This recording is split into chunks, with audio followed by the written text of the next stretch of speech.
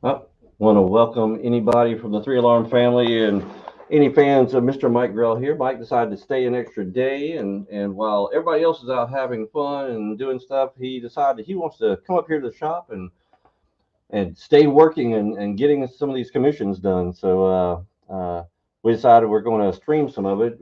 You're looking at Mike's beautiful face right now, Hi guys. and then we're going to go ahead and change it over to kind of looking over his shoulders. Hopefully, we can see a little bit of what he's working on as he's doing it. And there we go.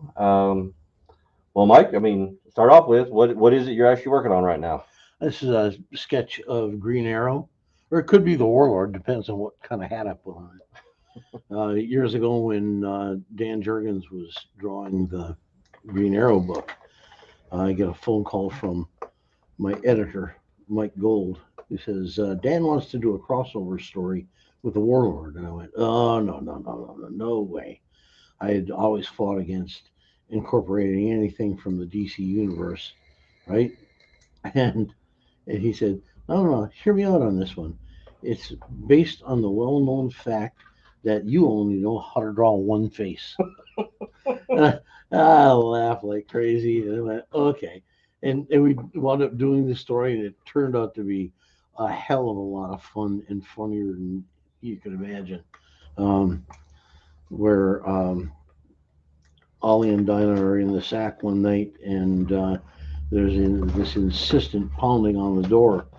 And he, he gets up, answers the door, and there stands Travis Morgan, who has just recently arrived in Seattle from on his trip back to the surface of the world. And first thing he does is knock Ollie right on his ass, punches him in the nose. And it turns out that he's been in Seattle for 3 days. Everybody keeps trying to kill him because they think he's Oliver Queen. And he says, whatever you're doing to piss people off, cut it out.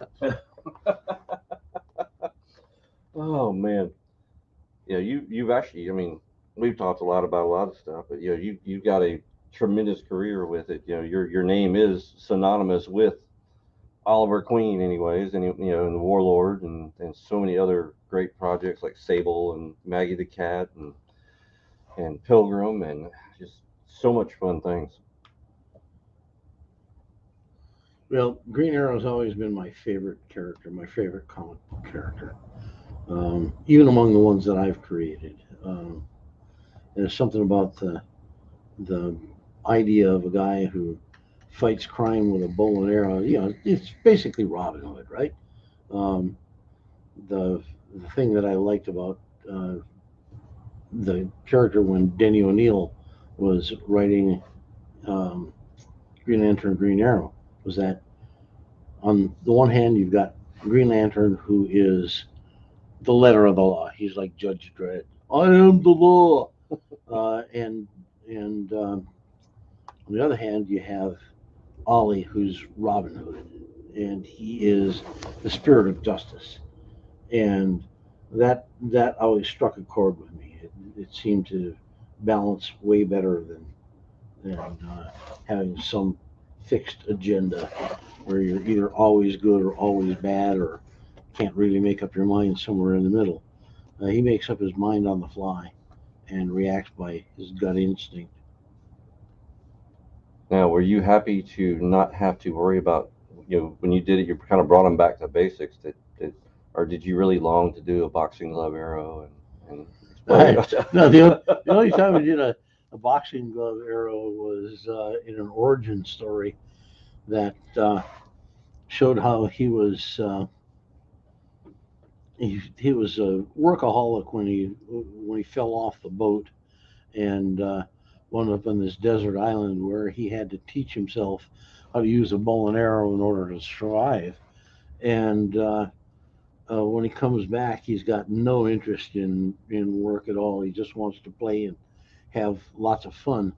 So one day he's out on a golf course, which he has bought, so he can make his own rules. but they're playing archery golf, which is a real thing. At the end of the round, how you putt out is they have a stanchion that stands up about 4 feet high, and there's a golf ball sitting on top of it, and you knock the golf ball off with your arrow. And but they use a bird tip blunt arrow, rubber tip blunt arrow, and he doesn't know that. So he's using a pointed field tip, and he winds up with his golf ball stuck on the end of his arrow. And then later on in the story, he's attending a costume party as Robin Hood, and it's for a charity. And there's this giant tub full of money, a big glass bowl full of money, and uh, a guy breaks in, armed with a shotgun, tries to rob the place, and Ollie is going to interfere with him, and he reaches in his quiver and he draws down on the guy, and he's got that golf ball on the end of his arrow. Like, holy crap, maybe I can hit him in the head. Well, with that much extra weight on the arrow, it doesn't fly flat. It goes like this and hits him right in the nuts. and when the cops are dragging him away, the um, the crook yells, "You never would have caught me if it hadn't been for that big, green, arrow guy." And the headlines in the paper read, "Green Arrow grabs greedy Gooch," because the guy's name was Lester Gooch, named for one of the villains in um, Al Cap's Little Abner. Oh yeah. Yeah. He had a character. Little Abner's favorite comic strip was called Fearless Fosdick, and the villain in that piece was called Lester the Gooch. So, in the end, Ollie is complaining about the silly name. He says, Melvin Purvis gets Machine Gun Kelly. Melvin Purvis gets Don't Shoot G-Man. I get Lester the Gooch and Green Arrow. And that's how he got stuck with the name. By the way, we got to chime in. Our both of our good friend, Mr. Steve Scott's watching. He says hi from Belgium. Hey, Steve. And he says his sound seems to be not working. Uh-oh. Everything should be going through. Let me make sure and test on here, but let's see. Let's see. Maybe I might have screwed up. Let's see. Mike. Actually, this might actually help out a little bit there. Steve, let me know if you can help. If you can hear it any better now. I actually had the microphone set through the camera, which their microphones are not as good as what we use. So, what we have sticking here. And Steve said he just saw Granty Poo. So, okay. Granty Poo. That's what he's called him forever. So. Oh, I didn't see it on the video, so it's a delay. Yeah. There's a little bit of a delay on it as well. That's why I was like, I don't see myself. Actually, well, you got it up there. See if you can hear us. If you got to pull up, just see if you can make sure the sound's all right on here. Good little test since Steve said he couldn't hear us, so I think I changed it over to where he should be able to hear us now pretty well.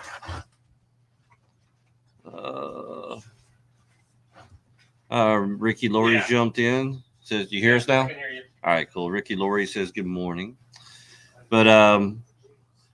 But yeah, we were talking about, for most everybody, your name's synonymous with the Green Arrow stuff. But for me, with my passion was, the Legion stuff. And, you took it over at a great time, and actually because I finally own a CGC graded book, which I've never owned in my life. But Really? Yeah, well, it's because of how you signed it. I don't know if you ought to put it on here. Oh, okay. But you put something on there to the theme of, it would have been cheaper if I would have taken you out and bought you some crack. Oh yeah. So, Yep. So yeah, so that's the only one that I personally own. I don't have any other ones. That one's mine. That's pretty funny. Over the years, Legion fans have always been my absolute most loyal fans. Um, They're rabbits. if they take you to your heart, they'll embrace you forever. If you piss them off, they will hold it against you forever. Uh, like like for instance, Cosmic Boy's costume. Oh yes. But I finally figured out why it is that Legion fans are so loyal is because it's a book that was written by young people for young people. It's a great entry level book, and by and large, I would venture to say that it was very typical that they'd say, "Oh, and this is the first book my dad ever bought me." Oh yeah. Yeah, and you're always going to have a soft spot in your heart for the one that caught your eye first. For me, it was, believe it or not, Magnus Robot Fighter. Oh yes. Russ Manning. Like with the old gold key Yep. and stuff. Yep. Oh yes, I know that very well. Because I mean, because Valiant ended up getting a lot of that property, back in the day. I think it's reverted back to a lot of the original copyright. I don't know if Valiant still has a lot of those or not, like Solar and Magnus and Turok. They those were the classic fun stories that I remember. Like I said, same thing. My dad collected before me, and so I ended up with a lot of his stuff. So growing up, that's what I read was a lot of his old stuff that he had. Yeah, Turok was really good. Hey, Indians and Dinosaurs. Yeah, how do you go wrong? Actually, I'm going to grab one more box. I'm going to try to get on here, this other camera, get a little higher so we can maybe get a better idea of what you're drawing with. Sure. Just like when I was a kid, we'd go to see Western movies, and I thought out west was somewhere, west of town, like maybe 20 miles away, because I was 16 before I went as far as 100 miles from my hometown. And I believe that all those cowboys really owned their horses. And out west, everybody rode a horse because Roy Rogers and Dale Evans, she drove a Jeep, right? So, and they had a hand crank telephone just like my grandfather. So I just figured naturally that that's the way things were. And I used to ask my mom if, she told me that she had ridden to school in a covered wagon, which was true, horse drawn, right? But Mom was born in 1921, and not a lot of people had cars, especially that far out in the boonies. And so their school bus was actually a horse drawn covered wagon with a stove in it to keep the kids warm in the wintertime. And here's how the world has changed. The older kids, meaning 12 years old, were responsible for keeping the stove burning and making sure it didn't catch the covered wagon on fire. It'd be hell to have a car fire in that thing. Right. So naturally, I asked her if they had to fight Indians on the way to school, and she said, "Well, since we were all in the same class, occasionally." I thought it was like Indians on horseback shooting arrows at the covered wagon, because that's what I had for frame of reference. And Mom said, "Ask your dad about dinosaurs." That's what we were talking about earlier. So I took my daughter to Beauvoir one time. She's like, "Dad, which one of these houses were built when you were young?" I'm like, what the heck? Yeah, I mean, yeah. Oh God, let's see. Yeah, I think we're getting a better shot on what you're drawing now. And let everybody know if y'all are in the area. Mike said is going to be up here once again all day long. Well, till we close today. And so if there's if you missed out on getting commission piece yesterday, he's still here and want to meet his fans and having more going on. So get your butts on up here. Oh, let's see. What else we got? Ricky here. Ricky, we will be up here until 5 today is when the store closes. I don't know if Mike will be up here the entire time, but we'll see. Trying to see what else we got here. Let's see. Make sure you get this camera angle as good as possible. Okay. Well, come on up. You can tell him once he gets done with the Wonder Woman there, or with the Green Arrow. Excuse me. Yeah, this is Wonder Woman. She's looking pretty bad. What you got We here? don't judge. Oh, Wonder Woman. Wonder. For Oh, my there buddy, you instead of go. a Superman, he said switch it over to a Wonder Woman. So And so you just want a I can't headshot, say or whatever the $100 ones. Is. okay. Can't say I blame him. No, I'm like I was gonna think Black Cat or Catwoman because he likes Black Cat a lot, so I was thinking Black Cat. Black Catwoman. It could be an amalgam of them. She has luck powers and a whip. Yeah. And the claws and the half black hair, half white hair. Like a skunk. Yeah. No, that's Mohawk. Le Pew.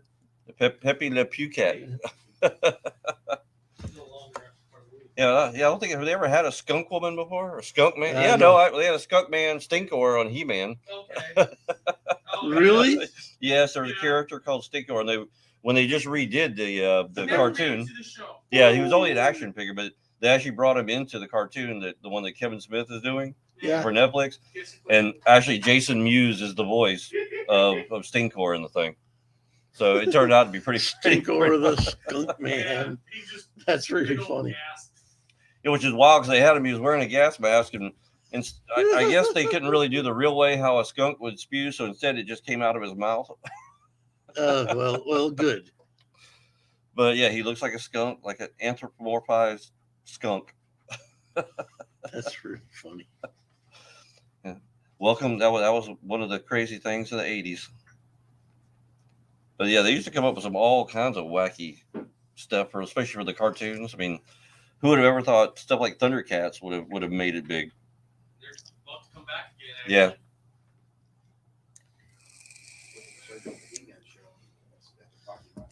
When I was doing Bar Sinister, which is a group of human animal combined forms, I had some fun ones that I never got around to incorporating in the book. But one was called the Meddler, and she was the mother-in-law of one of the characters. The Meddler. Yeah. Oh, see now we planted the bug in your ear. Now if you ever get back to Bar Sinister, whenever it happens, you have to do a skunk character. Yeah, I think probably no. We're gonna have to. Now he's got to come up with a good name for him, though. We can't talk about it on here, though. Yeah, somebody steals it. Stinkor is perfect, but Oh God, Fumey. I don't know.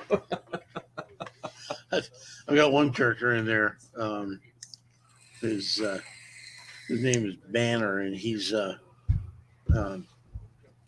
half badger and half human, and so he's short and squat, and he's like if you took Arnold Schwarzenegger and just squished him down to Danny DeVito's size.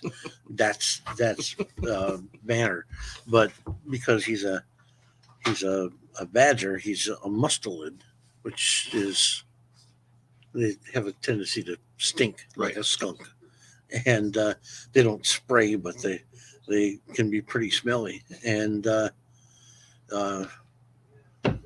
one of the characters complains, "You better start bathing more often, and we won't be able to sneak up on anybody." And the reply is, "Hey, it's my natural musk. Ladies dig it." And the other guy says, "Lady what's?" See, I always wondered that. I mean, even with the cancel culture of Pepe Le Pew, but I always took it that he was ladies' man, but maybe his smell is what caused his odor is what caused the females to not really want to be around him. Okay, you're gonna have to forgive me for being out of the loop on that one. Did they, honest to God, cancel Pepe Le Pew? Yes, because he was. I mean, the way everything Unwanted goes, advances. yes, right. Basically, it was Oh my God! I had a conversation with a young lady at a show, singer, professional singer, and she asked me if I knew any duets, and I went, "Baby, it's cold outside." She said, "Oh no, you can't do that anymore." Yep. I went, "Yeah."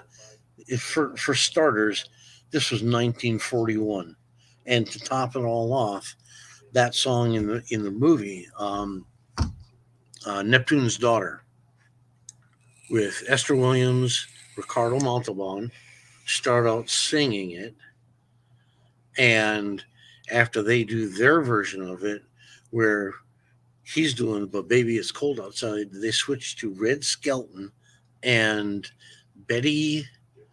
Oh God, what's her name?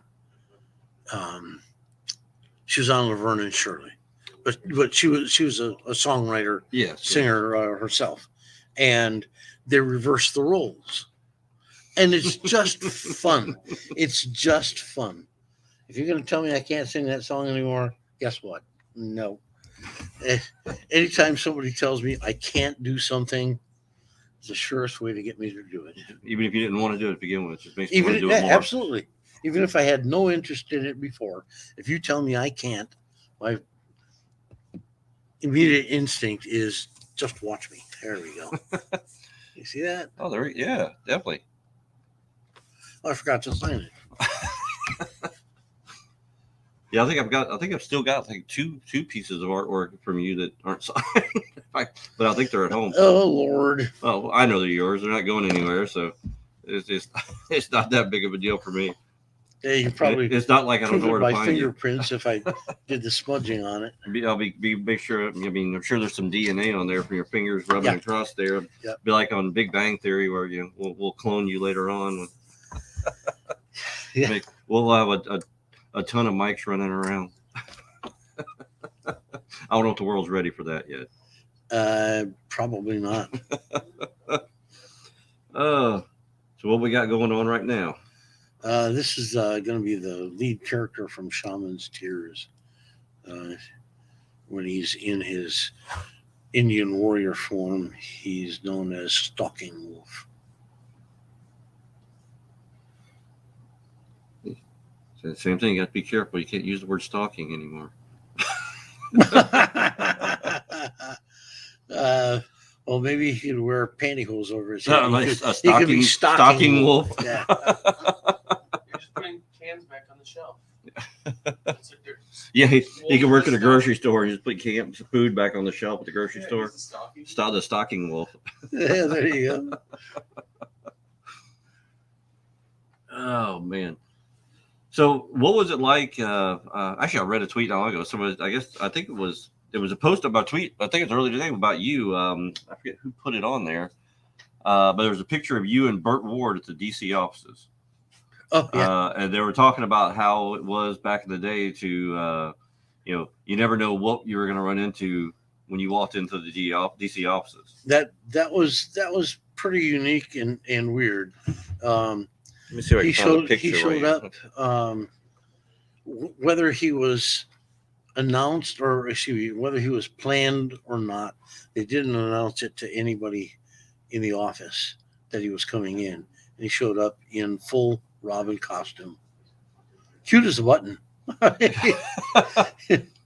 And I was introduced to him as the artist who's currently drawing the Robin feature. That was Batman Family. And he called me citizen and told me to keep up the good work.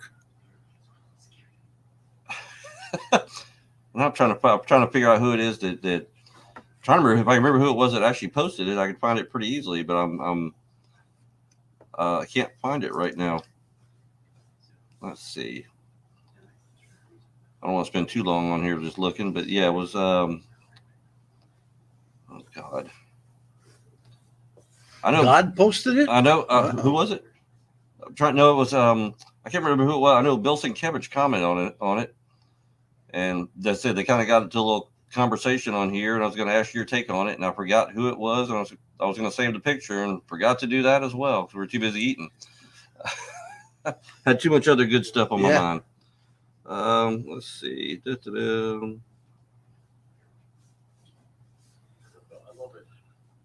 Well, regardless, y'all. I mean, I know you've told a few stories to me about being up there and how you got the job at doing doing a lot of the stuff, doing Green Arrow and Yeah, it was luck of the draw for me in so many ways. It happened to be in the right place at the right time. Happened to be in the office when Danny O'Neill made the announcement that he was going to resurrect Green Lantern, Green Arrow, and I just went straight to his office and said, "Okay, who do I have to kill?" this is gonna drive me nuts. I used that. I used that line once before, and um, it was when um, Dark Horse was doing the Conan series, and I talked to Mike Richardson and I said, "Okay, who do I have to kill to get that series?" He said that would be Tim Truman. And I went, "Oh no, I'd rather read Tim's. I'd rather read Tim's work than draw it myself."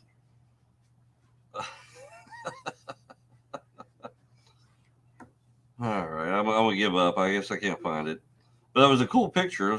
Just let's see. Actually, I'll try and look it up on Google or whatever and see if the Google. It shows up quite a bit. Let's see. If you yeah, there we go. There's the picture. Yeah, type in both our names. It'll. I'm sure. I'll put it in front of the camera for other people to see, but that's it right there. Yep. But yeah, I mean, that's to me, that's kind He of did the whole pose, so I did the pose right back at it. Well, so I mean, I know you said there's all kinds of people showing up. Are there any other good stories as far as what you know, some of the more memorable ones that you could actually talk about? Oh, it used to be that DC had a not exactly a bullpen area, but they had fenced off cubicles where if artists came in and they needed to make a change to their work for whatever reason, they could sit and draw. And you walk in there, and any given day, and there would be Gil Kane, Irv Novick, I mean, guys like that. They just it was camaraderie, Everybody just seemed to get along, swap stories, and hang out. It was one of the cool things about that era. You could walk into the editor's office and just sit down and start having a conversation, and you don't have to get through the armed guard at the door in order to do it. And if you had an idea that you wanted to pitch, you just pitched it to the editor, and if he liked it, he'd go down the hallway, come back 20 minutes later with a yes. and you went to work, and that's all there was to it. Nowadays, of course, you can't get past Cerberus. Sorry. Cerberus. Like Cerberus is an aardvark. Yeah. Cerberus. Actually, Dave misspelled Cerberus. And that's how it came around? Yeah, that's how Cerberus came about. Yeah, he misspelled Cerberus. But you seriously have to get past the Guardians at the gate in order to get in. And then even if you do get to talk to somebody about an idea that you have, even if the guy loves it, he has to get it past the committee. Right. And everything these days is done by committee. It has to go through corporate. Corporate has to sign off on it, approve on it, and everything else. Hence, nothing gets done.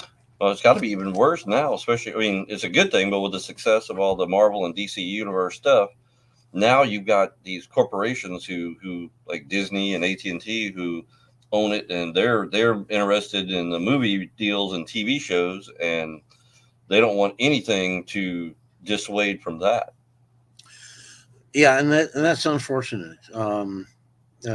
Talking to Mike Uslan a few years back, he's the guy who produced the Batman movies, and he said you can tell when the studio took over, which was Batman and Robin, where they they took the control away from the creative people, and they wanted it like this, like this, like this, so that they could sell more toys. And it's always bad when the director is wandering around the set going, "It's all about the toys, boys. It's all about the toys." I mean, how could you be passionate about something, even working, acting, whatever, whenever, like I said, the focus is on the merchandising afterwards, Right, not on right. the actual film production itself. And you can see it in uh, virtually every production. It's why Iron Man's armor changes every movie. It's why they put Superman in an armored suit, like he really needs armor, right?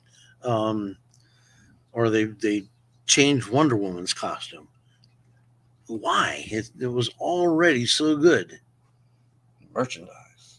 Merchandise. Yep. Like Yogi said, merchandise. Yes, yeah. Spaceballs. Shazam on everything. But it's a shame that it does that. But like I said, there's a lot of stuff that's drawn. I mean, you look at GI Joe, for instance. It was a toy line that became a cartoon and a comic book.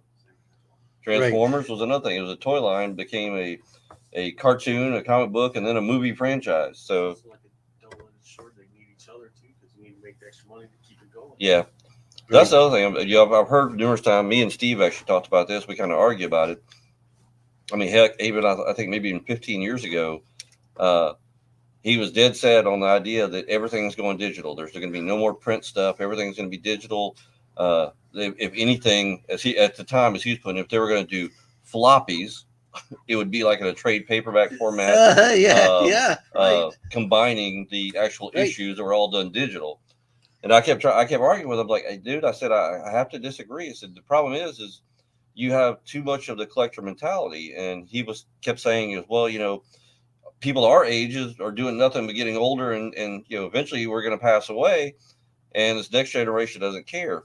I honestly have to disagree. What I've seen lately, there's been a new feed into it.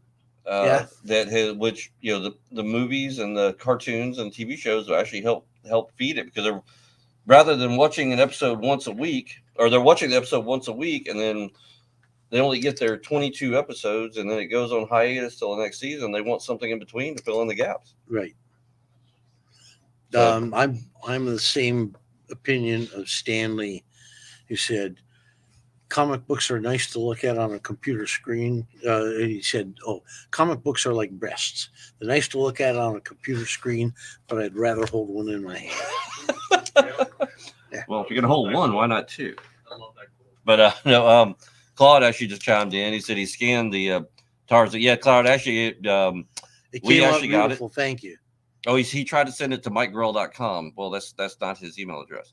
Actually, I already got it. I'll forward it on over to him, buddy. You're good to go. Thank you very much. Let's see. Matter of Yeah, fact, MikeGrell.com is my website. Yeah. But if you do send it to the email address there, my webmaster always forwards it on. cool. Trying to keep my daughter's freaking now. I guess she's up and awake. Y'all still out eating? No. we can't do a 3-hour meal. Well, if anybody else is on here, the guy thing, y'all want to ask some questions to Mike, let us know. We're going to be probably on for another few minutes, but then we'll have to shut it down for a bit so we can go ahead and open up the shop and do some business. So, well, is there anything I know? Listen, we've already had the Maggie. Speaking of which, if y'all come up here today, you can get the exclusive cover to 3 Alarm Comics for Maggie the Cat. Mike will be here for those. Yep. We've already had Maggie. We've had Pilgrim.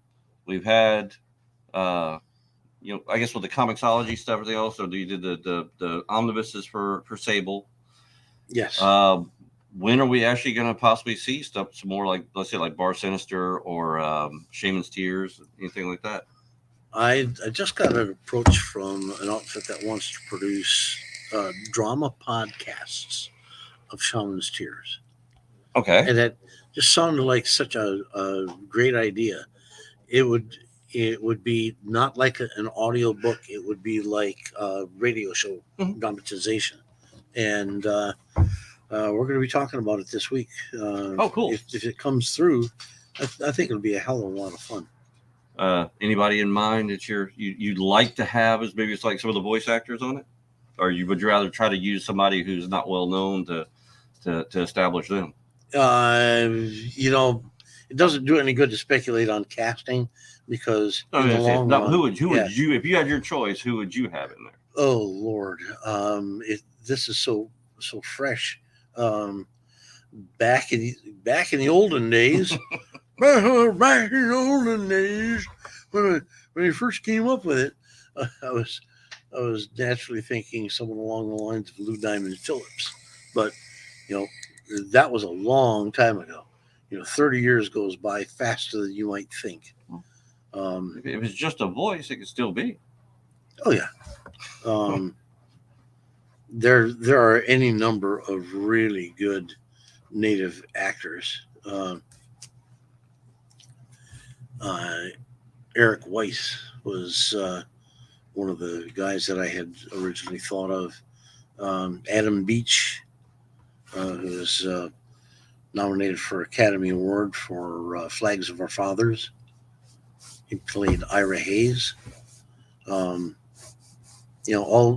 guys who are tremendously talented, and it all boils down to the final decision is made by somebody other than the creator.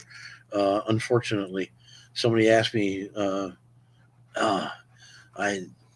years ago when I had a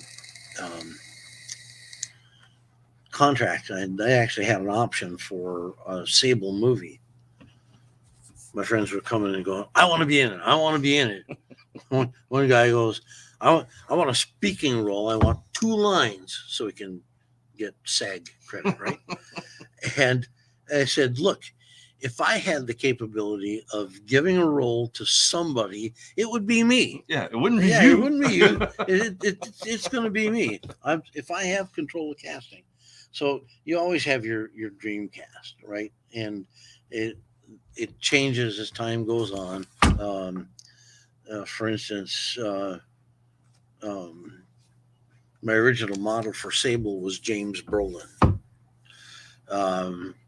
These days, my number one guy would be either Colin Farrell, okay, or an Australian actor by the name of Jack Martin. You've never seen him. You'd have to look him up on IMDb, but he looks the part. Okay. And he's a good actor. You just never know. The one cast member that I would love to see in a Sable movie is I would love to see Renee Russo come back and reprise her role as Eden Kendall, and she could still do it. Yeah, she's still gorgeous. It's all. I'd have to still be a little bit selfish too, and maybe even, you're going to have to find a role for Linda Carter somewhere in here. That woman has got to the older she gets, it's like she gets more beautiful every day. Oh yeah. So yeah.